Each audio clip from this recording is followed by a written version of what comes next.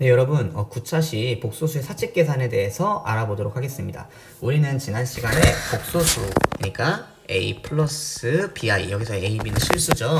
네, 이렇게 표현되는 복소수에 대해서 알아봤는데요. 사칙 계산이라고 하면 더하기, 빼기, 곱하기, 나누기를 의미합니다. 자, 이것을 해보고요. 이것을 통해서 알 수 있는 점에 대해서도 알아보도록 하겠습니다. 자, a 플러스 bi와 c 플러스 di를 계산해 볼 건데요. 마찬가지로 여기 안에다가 덧셈부터 뺄셈, 곱셈, 나눗셈까지의 연산을 오늘 배워보도록 할 거예요. 자, 그런데 중요한 점이 하나 있다면 복소수끼리 덧셈, 뺄셈, 곱셈, 나눗셈을 했을 때 그 결과는 과연 어떤 수가 등장을 할까요? 지금까지 예를 들면 3 나누기 2와 같은 정수끼리의 나눗셈이 유리수가 등장하는 것처럼 새로운 수체계의 확장이 필요했는데요. 복소수에서도 과연 그런 새로운 수체계의 확장이 필요할까요? 자, 이 부분에 대해서 알아보도록 하겠습니다. 1 플러스 2i와 3 플러스 4i라는 예시를 가지고 오늘 한번 진행해 보려고 해요. 자, 먼저 덧셈 그리고 뺄셈에 대해서 한번 알아보도록 합시다. 자, 먼저 덧셈의 경우에는요, 어떻게 계산을 하느냐? 실수 부분은 실수 부분끼리, 허수 부분은 허수 부분끼리 계산을 하면 됩니다. 마치 동료한끼리 계산하는 것처럼요. 자, 그럼 어떻게 계산이 되느냐? 자, 1과 3을 더해 주니까요, 4가 나오고요. 2i와 4i를 더해 주니까 6i가 되는 겁니다. 괜찮죠? 자, 이번엔 뺄셈에 대해서도 알아봅시다. 자, 뺄셈 같은 경우에는 1과 3을 빼어주니까 마이너스 2가 나오고요. 2i와 4i를 빼주니까 마이너스 2i가 나오네요.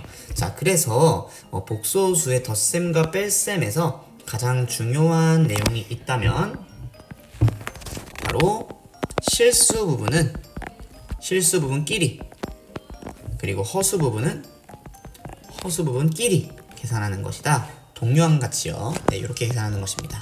자, 다음은 곱셈에 대해서 알아보도록 하겠습니다. 아까 전에 동요항처럼 계산한다고 했을 때 마치 문자가 있는 식일 때 그렇게 계산했잖아요. 자, 곱셈도 마찬가지인데요. 우리가 곱셈에서 문자가 있는 식의 경우에 이제 전개를 통해서 계산을 하죠. 여기서도 마찬가지로 요렇게 또 요렇게 전개를 통해서 계산을 해주시면 됩니다. 자, 한번 계산해 볼게요.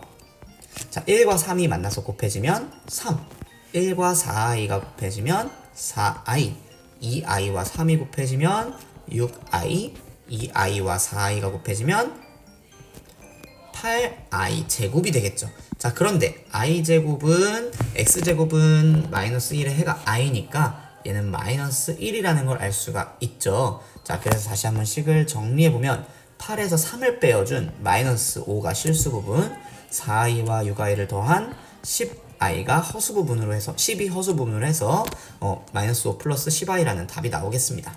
자, 마지막으로 나눗셈에 대해서 알아보려고 하는데요. 나눗셈은 기본적으로 분수 형태로 고침으로써 계산을 할 수가 있어요. 어떻게? 3 플러스 4i 분의 1 플러스 2i 이런 식으로 만들 수가 있습니다. 자, 그런데요, 이걸 나눌 때에요, 지금 분모를 보니까 3 플러스 4i라고 하는 허수가 있는 것이 참 불편하죠. 이것을 실수로 바꿔주고 싶어요.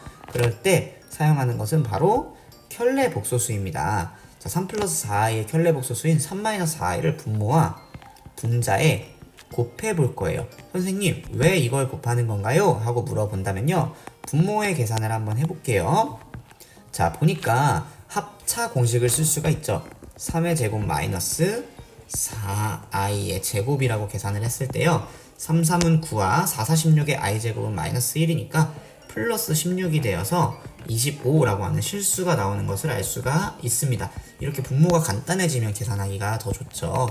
자, 그래서 정리해보면 분모는 25 이렇게 나오고요. 자, 분자 같은 경우에는 이제 그냥 곱셈이죠. 네, 곱셈을 계산해주면, 자, 3 마이너스 4i 플러스 6i 마이너스 플러스 8이 되어네요. 그래서 정리해주면은 25분의 11과 그 다음에 플러스 25분의 2i라고 하는 답이 나오겠습니다. 자, 그래서 지금까지 우리가 덧셈, 뺄셈, 곱셈, 나눗셈을 보았는데요. 여러분, 덧셈부터 뺄셈, 곱셈, 나눗셈을 했을 때 그 결과가 항상 뭐였나요? 네, 바로 복소수였죠. 그래서 더 이상 복소수에서의 세번 확장이 필요하지는 않습니다. 네, 복소수에서 더 확장하지 않더라도 우리가 이런 연산을 했을 때 늘 복소수가 나온다는 것을 알 수가 있겠네요. 이번 시간은 여기까지 하겠습니다. 감사합니다.